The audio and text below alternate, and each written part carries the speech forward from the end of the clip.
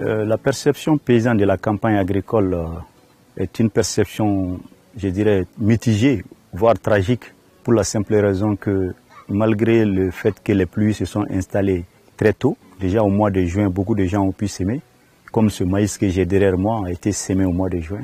Normalement, on devrait avoir une très bonne récolte parce que les pluies depuis lors ont été normales.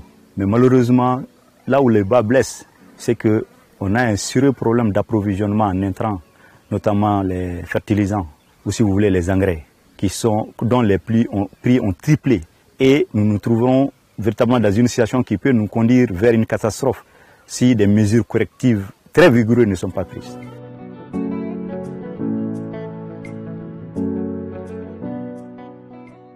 Le principal problème que les producteurs rencontrent au Mali, c'est l'incohérence, c'est la non mise en œuvre des vraies politiques agricoles qui sont élaborées avec la profession. Malgré que nous avons des politiques agricoles élaborées et acceptées par tous, votées au Parlement, ces politiques ne sont pas mises en œuvre. Je pense que c'est ça qui est à la base de tous nos malheurs, c'est ça qui est à la base de tous les problèmes que vit l'agriculture du Mali. Nous avons une loi d'orientation agricole qui a été votée depuis 2006, qui prévoit tout, des dispositifs de transparence, avec le comité technique, le Conseil supérieur de l'agriculture. Mais malgré tout, tout ce qui s'est fait va dans le sens de, je dirais, de la vulnérabilité permanente des agriculteurs, le sous-investissement dans l'agriculture. Et donc, forcément, je pense que tant qu'on ne va pas régler le problème, amener plus de transparence, amener plus d'inclusion, plus de dialogue constructif, je pense qu'on va avoir des gros problèmes.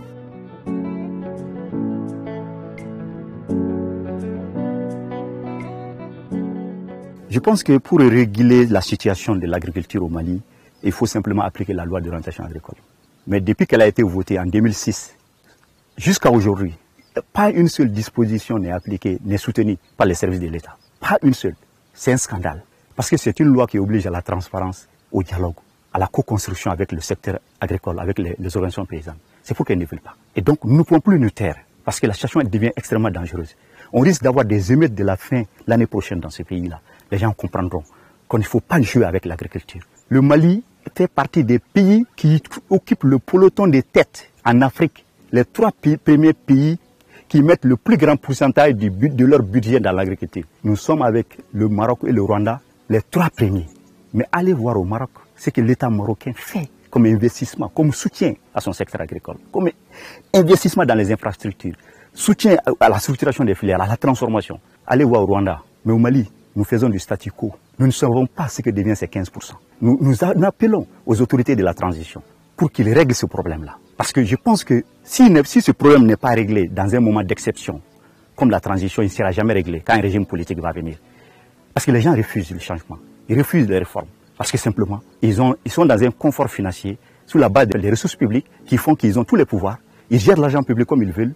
Ils le mettent dans, ils font ce qu'ils veulent, et donc ça ne peut pas donner de résultats, parce que ça ne va pas là où ça doit aller. Donc c'est ça que nous dénonçons aujourd'hui. Ça fait 10 ans que nous parlons. Il n'y a pas un seul ministre de l'Agriculture qui est venu, sans que nous allons pour lui expliquer la situation, de prendre réellement en charge ce secteur-là, de mettre en œuvre la loi d'orientation agricole. Mais il n'y a pas un qui a pu le faire. Et même, vous savez, comme pour l'armée, le secteur agricole, cette loi d'orientation agricole a énoncé clairement qu'il faut une loi de programmation des investissements. Comme pour l'armée. Vous savez, aujourd'hui, tout le monde dit que l'armée monte en puissance. Parce que simplement, l'argent va là où il doit aller pour acheter des équipements. Mais c'est la même chose pour l'agriculture. Et même pour l'agriculture, ça peut aller plus vite si l'argent public, s'il y a la transparence et si l'argent public est réellement investi. Mais ce n'est pas le cas. Donc, si le président de la transition et le chef de gouvernement ne s'impliquent pas, ça ne se fera pas. Parce que ceux qui doivent le faire ne le feront pas. Donc, c'est une interpellation forte. Nous avons demandé le dialogue. Nous participons au Conseil supérieur de l'agriculture avec le chef d'État. Nous l'avons dit, les problèmes.